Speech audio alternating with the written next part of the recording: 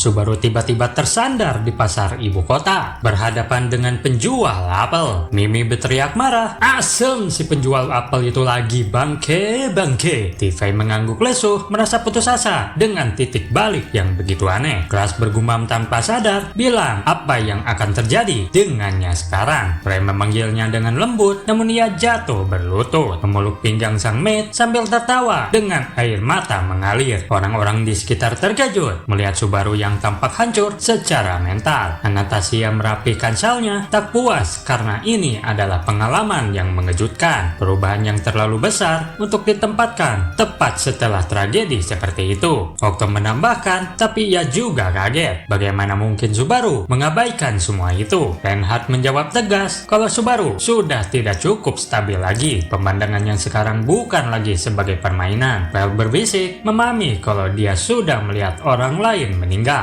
Orang-orang yang tidak bisa dia selamatkan di time loop itu. Priscilla menilai kalau bukan tali kekangnya yang jadi masalah, melainkan itu kebutuhannya yang buruk akan pengakuan dan ketertarikannya. Al mencoba bercanda, namun ditanggapi dengan hinaan tajam dengan berkata, "Itulah yang digonggongkan anjing-anjing tak berharga ketika mereka menjual diri." Roswell memeluk Ram dan Rem erat, membuat Al berkomentar karena jarang sekali melihat seorang bangsawan menghimbur para pelayannya. Emilia dengan suara bergetar mengaku kalau ia seharusnya ada di sana bersama Subaru. Jadi Subaru tidak akan berakhir seperti itu. Adegan berganti. Rem, Felix, dan Crash berdiri di depan Subaru yang tidur di ranjang. Wajahnya kosong, kata-katanya abu-radul. Felix frustasi karena ia bisa menyembuhkan luka, tetapi ia tidak bisa membantu kondisi mentalnya. Crash bertanya apakah ini kutukan, namun Felix bilang tidak ada indikasi sihir di Subaru. Rem dengan tatapan penuh kebencian, ia melihat miasma penyihir mengelilingi wajah Subaru. Di gerbang mansion, Rem dan Subaru membungkuk dalam-dalam. Crash memberi pesan untuk Emilia agar berkompetisi dengan cara yang tidak akan mempermalukan mereka berdua. Lalu Rem menjawab dengan hormat. Crash juga bertanya tentang hubungan Rem dengan Subaru. Lalu ia mengakui pada Crash bahwa Subaru itu orang spesial. Crash tersenyum hangat. Felix menggoda bahwa ia akan mengolok-olok Subaru jika ia pulih. Di teater, Rem mengingatkan bahwa ini bukan loop yang benar, dan Crash mengakui pernah mempertanyakan perasaan Rem. Rem merawat Subaru sepanjang perjalanan, berbicara lembut di depan api unggun. Kalau ia merasa sedikit senang bisa bersamanya di rumah Crash. Ia tahu Subaru akan baik-baik saja karena ia luar biasa, bagaikan orang yang kerasukan setan. Kata-kata penuh keyakinan itu tak pernah sampai ke telinga Subaru yang tertidur. Crash tersenyum pahit dan bilang kalau ia tidak bisa membedakan apa itu cinta ketika cinta itu ada di depannya. Rem menduduk malu, sementara Beatrice memperhatikan genggaman Crash yang erat pada tangan Subaru. Pagi hari pun tiba. Rem merasa suasana di sini terlalu sunyi, dan tiba-tiba serangan menghantam dadanya. Naga hijau yang indah dipenggal. Tubuhnya jatuh menumbangkan kereta. Subaru terlempar ke tanah, berguling hingga terbaring tak berdaya. Federica tiba-tiba sadar. Rem berhenti dengan cara yang sama seperti Subaru. Okto terkejut karena Subaru juga mengucapkan kalimat yang sama di jalan itu. Rem menggertakkan giginya, memeluk Subaru erat dan bilang, "Pemuja penyihir." Saat ia mengangkat kepalanya, mereka sudah mengepungnya dengan pedang terhunus. Seorang berjubah hitam maju dan mencoba menyentuh dahi Subaru. Feld berteriak ngeri saat Subaru kembali berada dalam bahaya. Ketegangan meningkat membuat semua orang menahan napas. Rem memohon agar dirinya yang lain bisa menolong Subaru. Namun Tifei dengan sinis berkata bahwa hidup Subaru kali ini sudah gagal dan pasti. "Diam, brengsek!"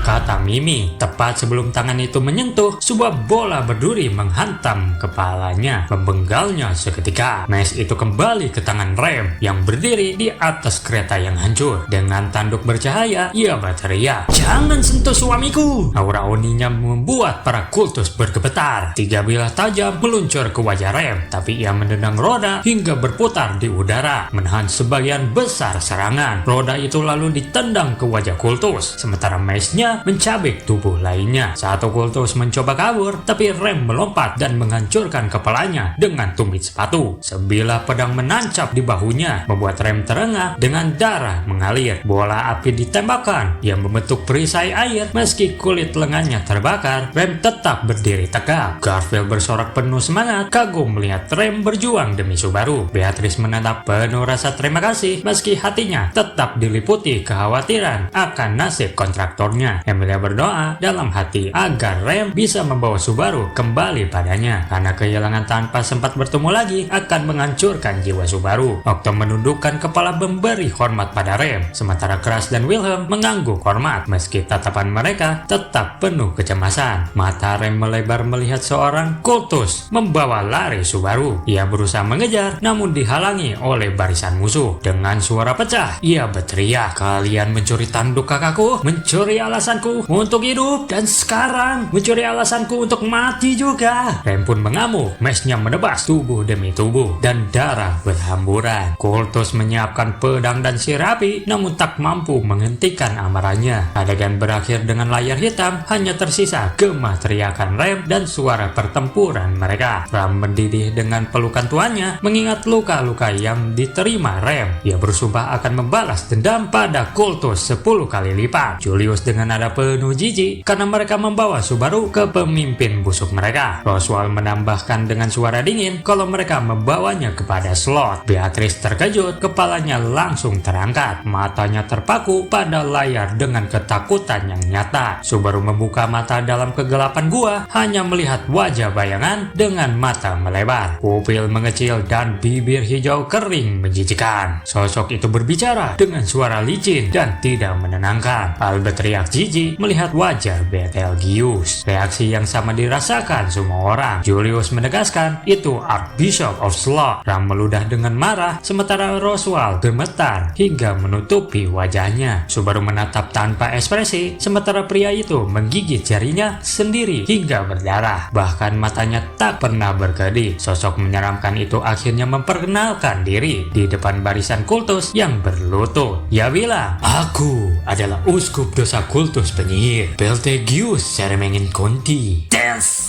Wajah busuknya tersenyum lebar dengan penampilan kegilaan yang tak manusiawi. Betelgeuse berpose aneh, menari di atas penderitaan Subaru berulang-ulang seperti sirkus pikiran. Ia berteriak sambil mencabik rambutnya sendiri, lalu tiba-tiba kembali tenang. Anastasia bertanya tentang maksud kata Prime. Wilhelm menjawab bahwa itu merujuk pada Archbishop of Prime, membuat beberapa orang terkejut. Priscilla menolak membuang waktu, namun Anastasia menantangnya menyinggung kekuatan penyihir yang melekat pada Subaru dan menuduh kemungkinan Subaru bisa menjadi The Archbishop. Crash dan Anastasia menghindari tatapan, sementara TV menambah komentar tak berguna. Octo menengahi agar mereka terus menonton, menghentikan api sihir Priscilla yang mulai berkobar di teater. Dia lalu memerintahkan para kultus untuk sembunyikan keberadaan mereka dan juga membersihkan jejak naga tanah yang mati. Priscilla mengejutkan semua orang dengan meludah dan berteriak penuh kebencian dengan harapan Subaru bisa membunuh penyihir itu. Priscilla justru memuji kekuatan batin Petra, tapi Beatrice menangis menyebut nama Geus, menunjukkan luka emosional mendalam. Saat seorang kultus menjawab dengan ragu tentang keberadaan temannya Subaru, Betelgeuse menghantamnya hingga berdarah, membanjiri lantai gua sambil menangis dan memohon ampun pada cinta yang ia sembah. Ram khawatir melihat Roswell gemetar dengan niat membunuh tersembunyi. Emilia menangis dingin, mengaku khawatir pada Subaru, lalu berbisik meminta maaf pada ayahnya. Octo dan Garfield mencoba menghiburnya, namun Emilia tetap murung, menyimpan rahasia dalam hatinya. Perintah berikutnya yaitu membawa gadis itu. Jika hidup, bunuh. Jika mati, bawa kepalanya. Crash menjelaskan bahwa tubuh Emilia dipakai sebagai wadah untuk memanggil kembali sang penyihir. Emilia terkejut karena tak pernah tahu hal itu sebelumnya. Julius dan Anastasia mengonfirmasi, sementara Ram dan Beatrice semakin marah mengingat kekejaman para kultus. Betelgeuse mendekati Subaru, mencengkram rambutnya, memaksa tatapan kosong Subaru bertemu dengan matanya. Ia bertanya mengapa cinta begitu padat melekat pada dirinya, menunjukkan sebuah kitab hitam. Ia bertanya apakah Subaru memiliki salinan gospel. Felix mengingatkan bahwa Betelgeuse memperlakukan pengikutnya seperti boneka tanpa loyalitas. Julius frustasi menyadari ia dan rekannya gagal menyelamatkan Subaru, dan Rem bersumpah melindungi Subaru meski jalan gua penuh jebakan. Okto mengaku pernah ditawan kultus di gua yang sama hingga diselamatkan Ricardo. Garfield menatapnya dengan hormat, menyebut Okto orang yang keren. Okto tersipu lalu kembali menonton dengan senyum canggung. Reinhardt dan Crash menegaskan bahwa Betelgeuse menginginkan kerjasama dengan Subaru. Anastasia menyebut interaksi ini menarik, sementara Emilia berbisik patah hati dan bilang untuk berhenti menodai cinta Geus. Di layar, Subaru tetap diam dengan tatapannya yang kosong. Betelgeuse menjilat wajah Subaru, bahkan matanya, lalu bertanya dengan senyum yang gila, "Mengapa kau berpura-pura bahwa pikiranmu telah hancur?"